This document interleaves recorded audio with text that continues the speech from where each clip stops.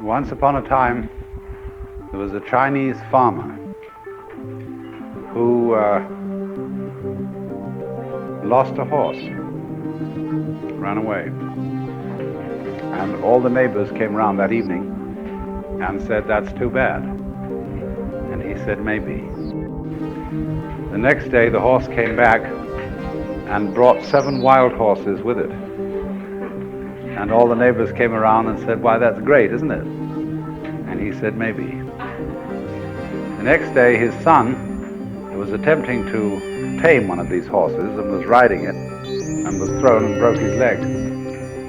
And all the neighbors came round in the evening and said, "Well, that's too bad, isn't it?" And the farmer said, "Maybe." And the next day, the conscription officers came around looking for people for the army, and they rejected his son because he had a broken leg.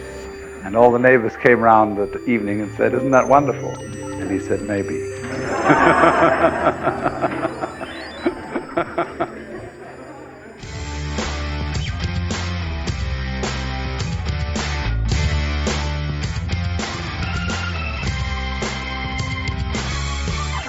Well, good morning. Thank you for tuning in. Today is March 20, what is it, 22nd? Friday, March, I think it's the 22nd.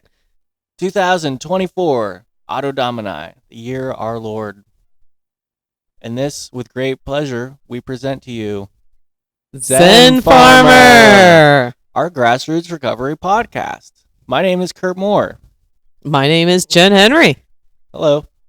And today we have with us a special guest. A very special guest.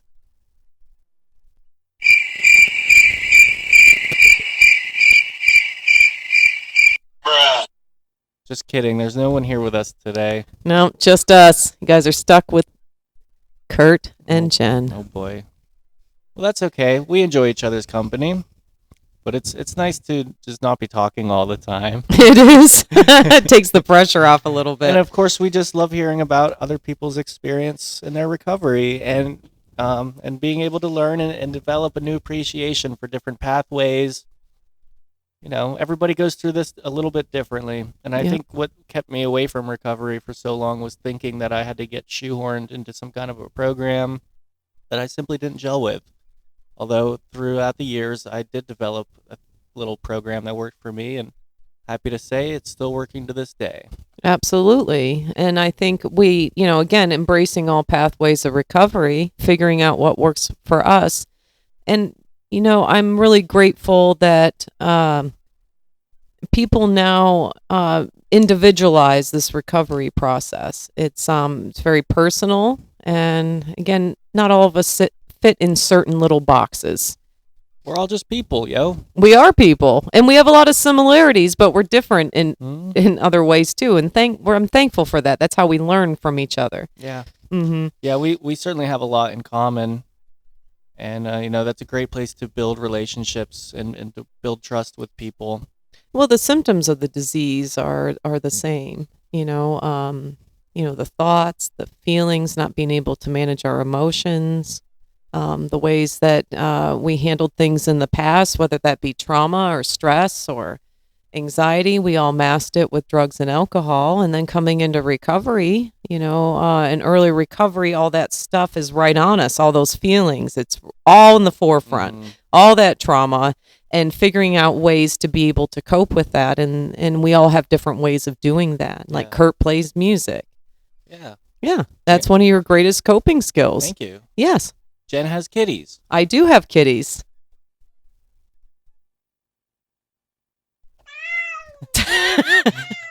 Stop bringing them in your bag every day. Mordred.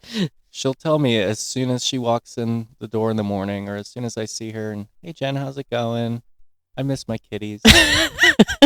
I do miss them. My kitty got me really good this morning. He's so sweet when no one else is awake, and he rubs up against me and looks at me, and I'll say, "Bubby, can I have a hug?" And he'll stretch up and fully extend his claws to the point where today I do have like some scratches on my pants. But I love him all the same. He gives me those big Velcro hugs. He doesn't want to let Velcro go. kitty. Yeah. Yes, when they attach themselves to the rug or the couch. I have to pry them up. Yeah, one by one. Oh, we could go on about our furry loved ones all day. Absolutely, Oh. we could. Easter's approaching, everybody. It's a great time to spend with the ones you love, people closest to you. You know, any time spent with folks around the holidays in my family. I think we all have, as folks in recovery, all may have negative opinions about that too. But, I've decided that I've got my own family now. I want to be able to set the standard for these kids and to create new traditions and new things that we love with it, right? So creating those memories. Yeah, we'll do old school Easter egg hunt, and I think we're going to go see the bunny at the mall on Saturday, tomorrow. Take some pictures, and they love this stuff. They love seeing the different decorations that my wife puts up throughout the year. And they'll see something on TV, and oh, Christmas is over. Well, yeah, buddy, but it comes back. Got something to look forward to. Yeah. I think early on in recovery too, it's learning how to get through the holidays without using. It's a whole new experience. I mean, everything's a new experience. Sure, you might have done it a million times in your life, but have you done it clean and sober? Right. So it's creating those new traditions, and it's making it what you want it to be. There's been Christmases that I've been by myself with a frozen pizza watching movies and been so happy. It's what we create. And you're right, it is spending time with those we love, and it's remembering what's important. Yeah. When I put my life into perspective in that manner, it makes things that used to really get me to get bent out of shape not as important. It puts them back down to proper size. It's that gratitude. Yeah. And oftentimes I feel like getting a fresh start is so gratifying too. A blank slate, fresh piece of paper, brand new tape to be able to, like, it just applies less pressure rather than having to kind of stir through the old, rigmarole of whatever it was that we had been doing. It's a wonderful thing to start off on a fresh foot. Yeah, it is. I can remember when my daughter was small too, having to go to this house, not being able to enjoy the moment, and then realizing that I can make my own decisions and I can make my own rules, which, I think was really important. Yeah. I don't have to do anything. I don't have to live up to other people's expectations. I can do what I want within reason, right? Yeah. We can't do something that then has this happen. FBI, open up! Oh, you got us! Thanks for having the soundboard hot and ready for us today. It's all keyed up. She's got hundreds of them on there. It's already paying off for the advertisements that it's exposed you to. All the ads that pop up. This podcast is not sponsored by Temu. No, it's not. We're not going to shop like is it a billionaire or a millionaire? Yeah, I had one negative experience, so I don't think I'll be a repeat shopper. No. Unfortunately. Kurt got a watch from Temu for the jail, so we were able to tell, because it's a place where time stands still. Like, you have no idea. Your whole concept of time is screwed up. Yeah, I thought I'd give this a shot. I'll buy something on Temu for what, $3? It's like 98 cents. And how long did it last? No longer than 3 days. I remember the exact moment we went in to do our jail groups, and it stopped right then, like right at 1 o'clock. So now we have a community jail watch that we share with our coworkers, so that we're able to tell the time when we're in there, when we remember to bring it, of course. I mean, I've always kind of prided myself on my internal clock and knowing what time it is, but Jen's right. It definitely comes to a complete halt. It does. You have no idea what the weather's like out there. No. And, you just feel it in the air of stagnance. And the complete isolation. Right. Yeah. Oh, man. Certainly makes me not want to practice the word I can't say. What? Recidivism. Yeah, neither one of us can say it. Yeah. Yeah. No. That'll do it. We don't want that revolving door. Been there, done that, learn from it. Yeah. And, we just want to share that experience with others, too, and understand that we don't have to go back. Again, it comes down to our choices. It's not my fault that I have this disease, but it is my responsibility to take care of it. If I don't treat this every day, because it's an itch that's begging to be scratched, I have to treat it one way or another. And if I don't, then those are the places that I end up. Well, let's look at our primary motivations for wanting to remain in recovery. And certainly one of mine is, I know that if I use today, by Sunday, I'd likely be there, or I'd be dead. Dead. Yep. If I'm lucky. If I'm lucky, yeah. There's nobody in my world around me now that couldn't tell the difference. Yeah. And things that I have grown to love so much would be taken away from me. That's what I know for a fact. Well, I think that's why communication's so vital too between us, because we relapse long before we ever pick up the drug. That's great. Yeah. The mindset goes back, and it slowly and incrementally it goes back to how we were, because I'm not the same. Because today I'm not the same person I was when I was using. It's off the table, but I stopped doing what I'm doing. I'm going to resort back to that way of thinking, and I'm going to, again, the disease is an itch that's begging to be scratched. It demands it. I'm going to treat it that way. And like you said, if I'm lucky, I'll die quickly, because I don't think I have another recovery in me, and I don't want to suffer for so long, or I'll end up in jail or back into treatment.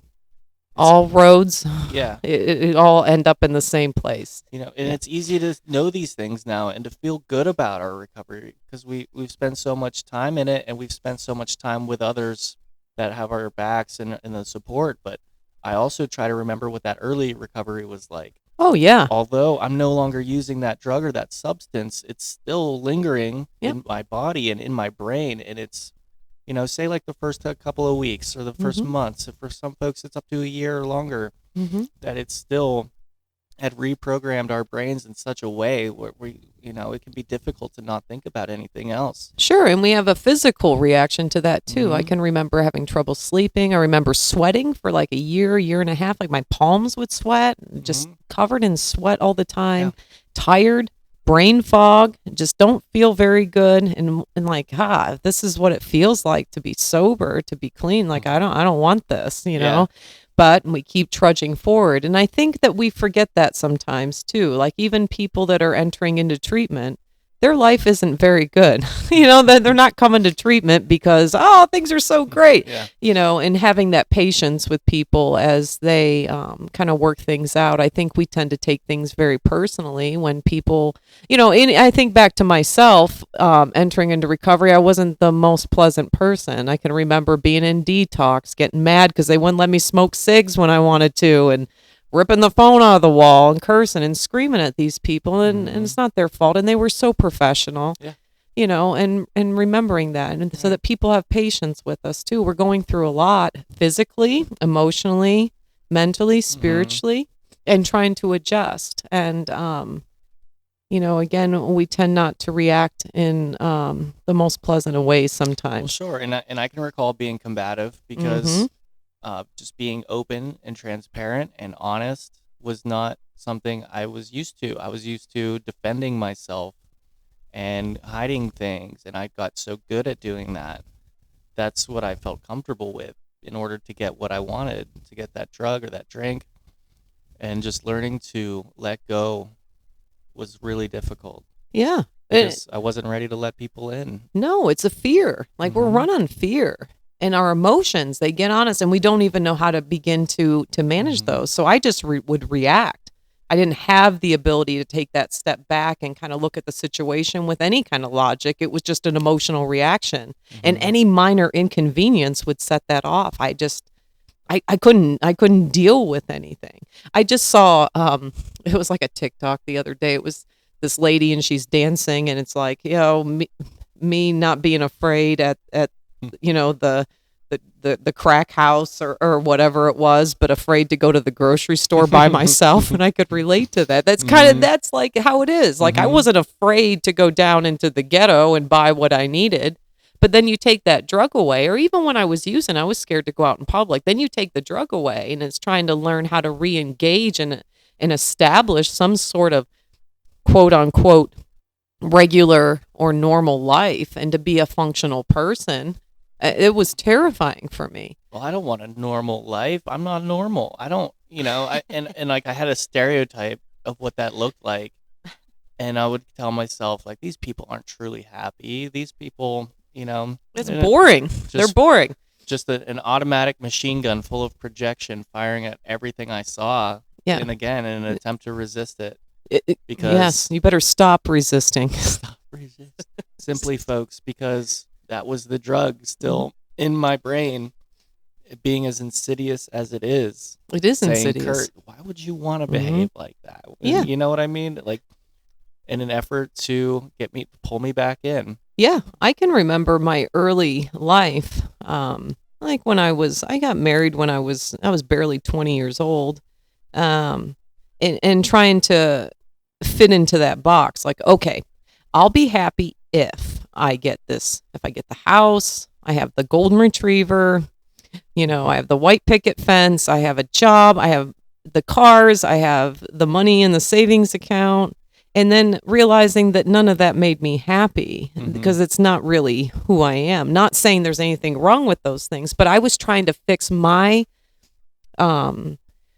discontent and my lack of connectivity to myself, to a higher power, and to my fellow man with things. And if I could then maybe I'd be happy, or maybe I can just squeeze into this. Yeah. And looking back, I think I got married too because I thought I'd be a different person.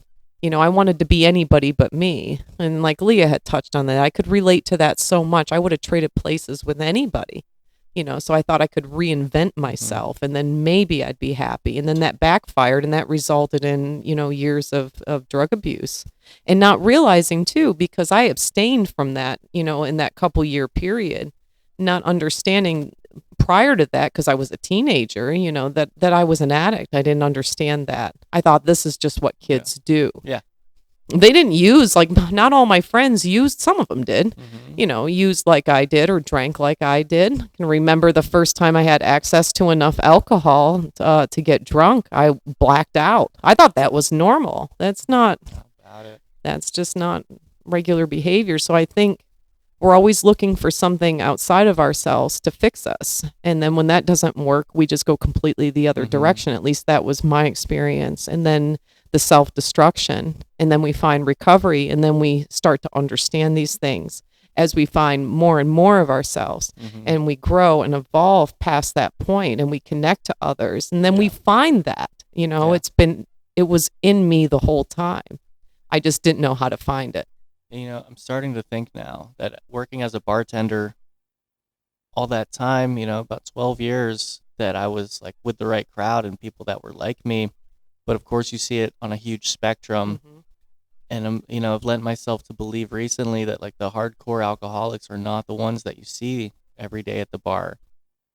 It's, but the ones that you do see, you kind of look up to them and sort of, I don't know, apologies, but like you glorify their behavior and you think like it looks like fun. They can hang all day. Yeah.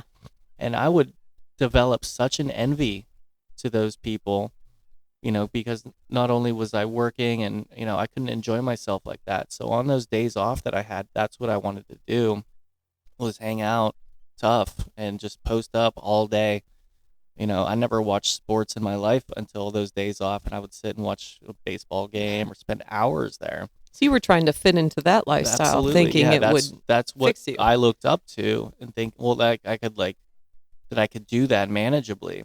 Sure, and people pride themselves into. I can remember that so and so can drink so and so under the table. It's all big about time. Huge culture. Yeah. Like how much you can drink, how much you can handle. Can you stay? Can you hang all night? Can you keep going? Can you function the next day? And you're right.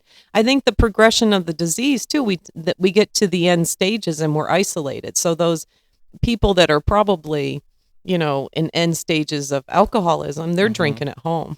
Yeah. They're not coming out. They're drinking just to get through the day, so they're not shaking. Right. And the end stages for me was like, how can I simply just turn off my brain? Like, I need to consume ungodly amounts to turn this off, and to the point of a blackout was what I was looking for.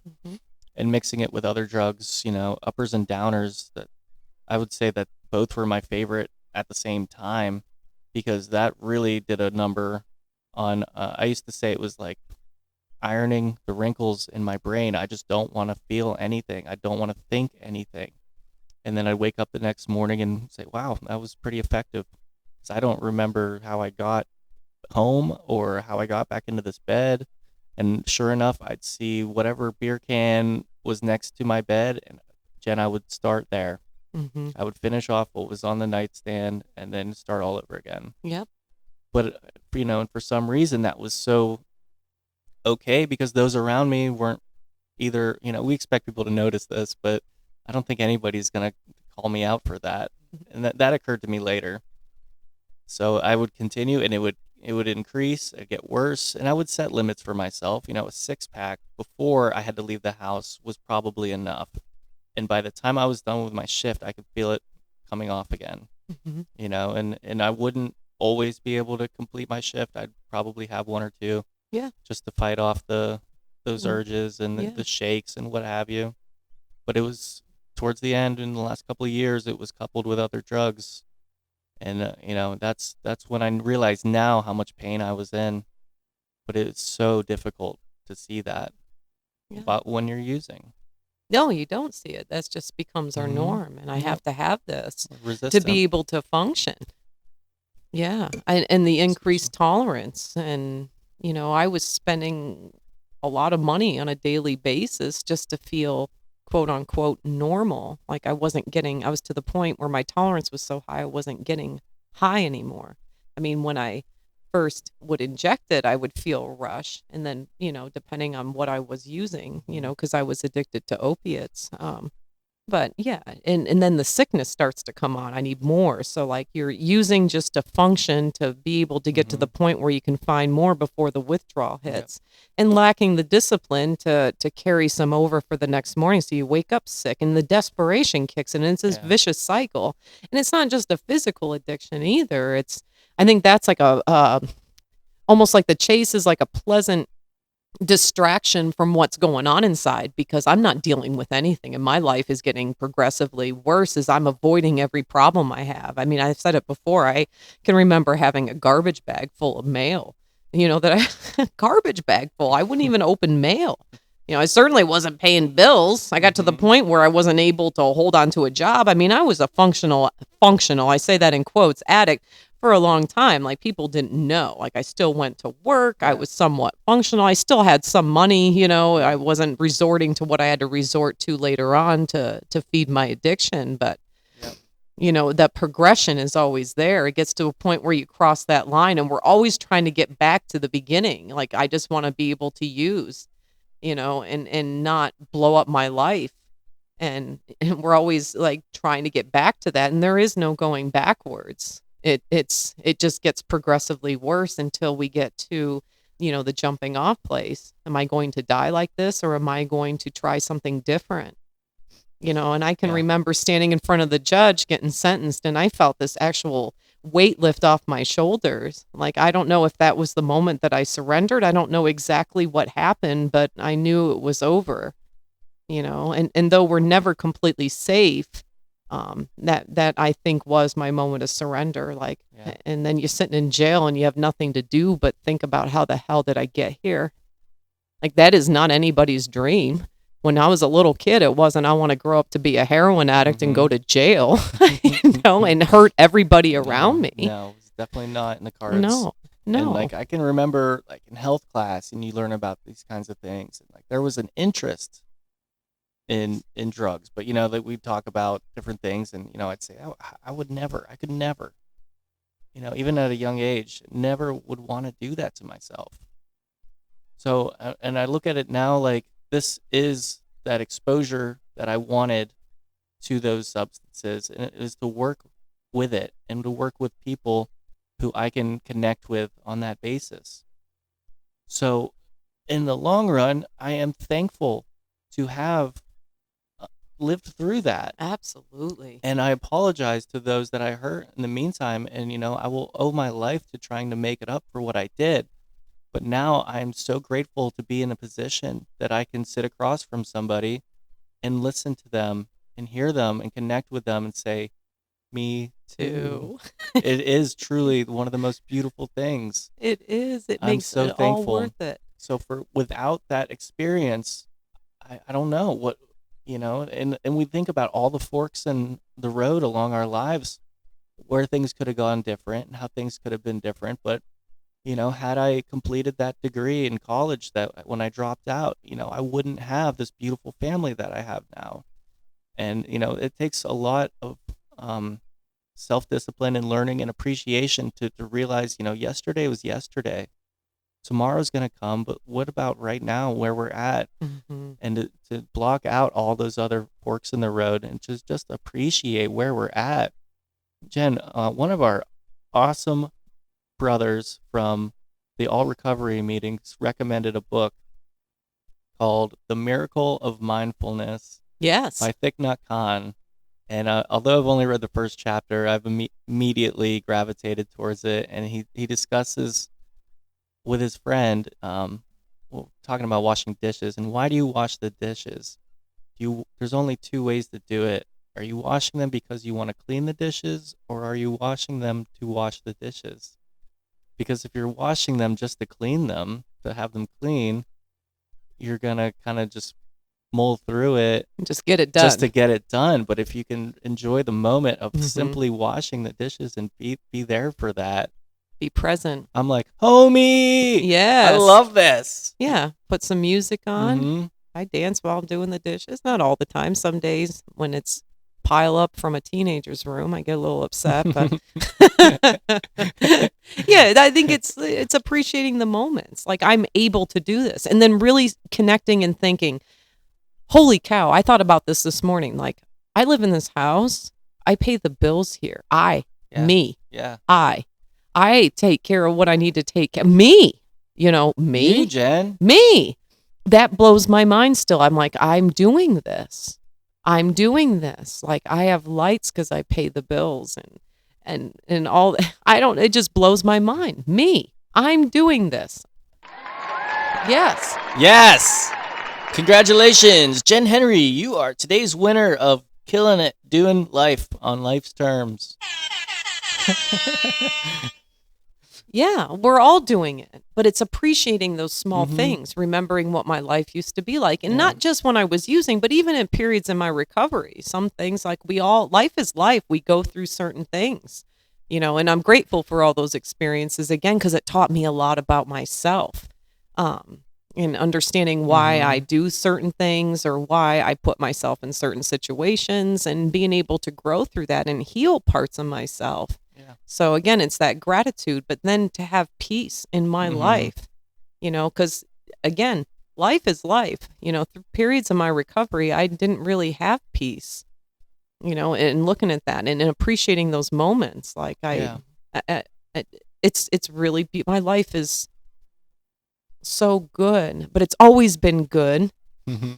It's just, again, it was my perception or understanding that I needed to go through those things because I needed to grow so that I can better understand myself. And then if I understand myself and can connect deeper with myself, I can help more of my brothers and sisters and understand them better. And I love it, Jen. I think it's important for the average listener out there to realize that, yes, we speak about this stuff so confidently, and we're so happy to be here. But we realize that we are still in recovery. We're still along a trajectory of progress. Mm-hmm. And that's what this is about. It's not about someday just being able to hang your hat on it and say, whoa, I did it. No, every day we are working at this. Yeah, and if we got to the point where we could just hang our hat, we're cheating ourselves. How about I want to see what my potential is. Yeah. I love the journey. It's not always easy. Sometimes it's very difficult. But it's so, I just love it so much. The gratitude I feel for every experience I've had in my life. And it's all because it's brought me to this point. And I know it's so cliche. And I used to roll my eyes when people would say things like that. I'm like, that's so cheesy, but it's true. And I think really I was mad that I wasn't experiencing that. I didn't feel that way about my life. I thought my life was just total crap. And anyone around me that had any even just a drop of happiness, I wanted to smash it. Mhm. You know, it's like, but I'm not like that anymore. No, Thankfully, we are happy to see we the success celebrate. in others. Yes, like, oh, I got a job. Like, oh my gosh, like we're like Yes. so excited. You know, dude, and like those who have the courage to, even on like social media, to put out there like, hey, I've been on this new diet and I've, Yes. decided to do something better in my life. I come to tears sometimes. I am so happy for that person. Because we know the amount of discipline that takes, and that's Mhm. self-love too. Yeah. Is like taking it Yeah. starts with us taking responsibility. Nobody's going to fix this for me. I need to take responsibility and take the action. Right. Bless you for having the courage Yes. to And go against the grain of what anybody else may think. it's beautiful. Get out of here with that. Yeah, that's right. Celebrate, homie. We love what you're doing. Yes. Yes. We do. And we It's so build precious. such a beautiful, stronger community through that. Anybody that would have to say likewise, again, we're like looking at ourselves whenever we do that. Mm-hmm. It's It's a projection. It's so elementary to me now, and I used to do that. Mm-hmm. Rip on people's successes. Yeah. But That's I how we recognize it. We know why people do it because we did it. Mm-hmm. Yeah. What else am I going to learn today? I don't know. I'm excited for it. I am too. It's an exciting day. All new experiences. And as we Yeah. grow and evolve, every experience is a new experience. Even like the same, like you said, the dishes, like you're now doing dishes in it's a new experience Mhm. because it's that level of awareness raises that like driving to work today is different than it was even a month ago. Mm-hmm. I don't know. It's funny how things change as we change because things aren't really changing. It's us Yeah. in the way we look at them. We have a special lens through which we see the world, Mm-hmm. and it is our own. It is. There's 8 billion different lenses on the planet. Yeah. So if I'm unhappy and miserable and I just see doom and gloom, whose fault is that? It's mine. It's kind of like the hawk, the way you looked at the hawk. We can look at it this way, or, Excuse me. we can look at it another way. We had a hawk the other morning. We come to work and there's this poor duck getting attacked by this hawk and we all feel terrible. And then Kurt's like, well, maybe the hawk, we like to think that he's feeding his family. And so you look at it from both sides and it makes it more Yeah. bearable to think about. But Think of any David Attenborough or Morgan Freeman Nature Planet Earth episode. Like that's the way they spin it. yeah, If you're watching the ducks episode, you're gonna feel awful for that duck. But if we watch the hawks episode and see what happens after the seemingly chaotic, horrible event, you're like, oh, babies. yeah, he's feeding got his babies that needed to eat. Yeah. As we would do the same for our children. Yeah, I still root for the duck. I do too. It was sad. It was Yeah. really sad. But it's also, again, that shows the difference in perception. For sure. It's all and not seeing what happens afterwards. A lot of times we just see little snippets of things and not understand what that person's Yeah. history's been or what's going to happen after. So really, who are we to judge any situation? We don't know what people have been through. That's right. I can remember at points in my life walking around. I remember very vividly walking into a grocery store and I was thinking about suicide that day. And then realizing there were so many people around me and thinking they don't even have a clue what you're thinking. So how do you have a clue what they're thinking? Mhm. And really kind of to connecting that. We don't know what people have been through. Yeah. We want people to understand us. Well, in order for that to happen, I need to understand others. Same thing with forgiveness. Same thing with love. I can't give something I don't have. That's what's helped me so much with not only attending our meetings, but doing this podcast and like thinking, we're so self-critical. We are our biggest critics that I say something stupid, blah, blah, blah. But, everybody thinks that Yeah. all the time. Yeah. It's that self-centered thinking. Yeah. So I'm like, I can be a good example and just say the things I feel. Yeah, and embrace our awkwardness to because it's worry. always awkward in the beginning. Yeah. Because we never know. We're not scripted. Like, we don't even, like today we sat down, we just turned it. We had no idea what we were going to talk about. We're just rolling with it. Just roll, baby. That's right. And I think that's when you get the natural flow of conversation. Yeah. And I feel like it's more effective that way. I agree. And it speaks volumes to how far we've come. Yeah. Because, life's unscripted. Mm-hmm. we kind of have a general idea of what we're doing today, Right. but sometimes it gets deviated from our plans. If I'm not being transparent and honest and open, the only person I'm harming is myself. That's right. That's right. Yep. And if I'm harming myself, then it's only a matter of time before I harm others because we act out of that pain. Yeah. Yep. It's only a matter of time. And I don't know about you, but I feel like I have more than balanced the scales at this point in my life. I feel like I have done more, and I say this in quotes because I hate these words like good than I have bad at this point. And I don't want it to go the other direction. I don't enjoy hurting other people, Jen, including myself. only a Sith deals in absolutes. Only. Oh, for anyone who's noticed, we have been kind of naming all our episodes after Star Wars quotes. There's just so many good ones, and we love the Star Wars. We are nerds, and we embrace it. Deal with it. That's right. Because I do have. it. Do it. Aw, I always feel so good when we do this. I do too. It's like Fridays are just amazing. Again, we have our all recovery meeting at 476 Jeffers Street in DuBois at 2 p.m. And we look forward to that every week. And then Kurt and I think I've told you guys before, we took on one of our many imaginary duties in the office. It's not really imaginary, but we made it up. We're waste management. So we wear these little nerdy vests and we collect everyone's trash. Yeah. And we take it out to the dumpster every Friday. And it is like so fun. We roll up to your office and say, "You got the goods? Yeah. You got a haul today?" You got a haul. That's a good haul.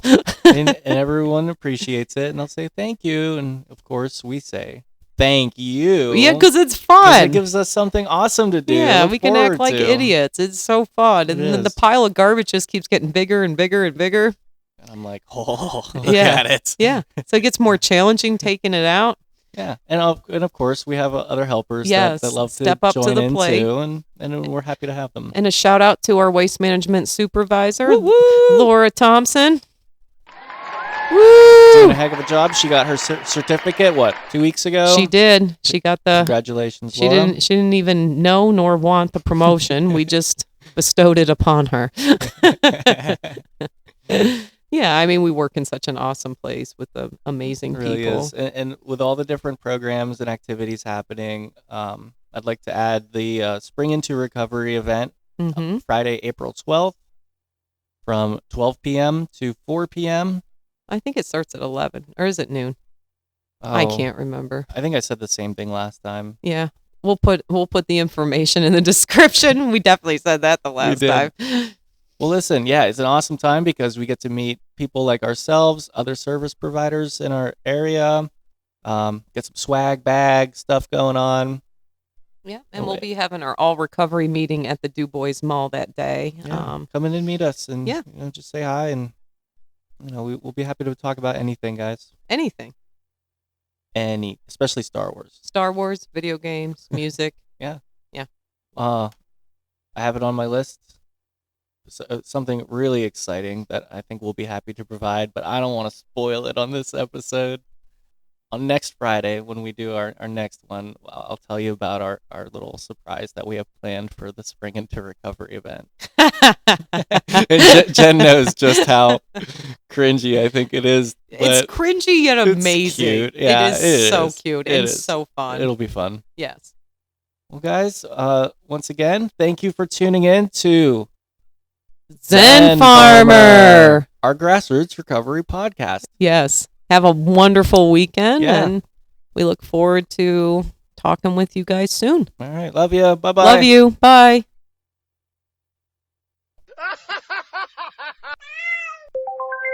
Are you ready? Are you ready to leave? All right, guys. Yeah, click off. Take it easy. Bye-bye.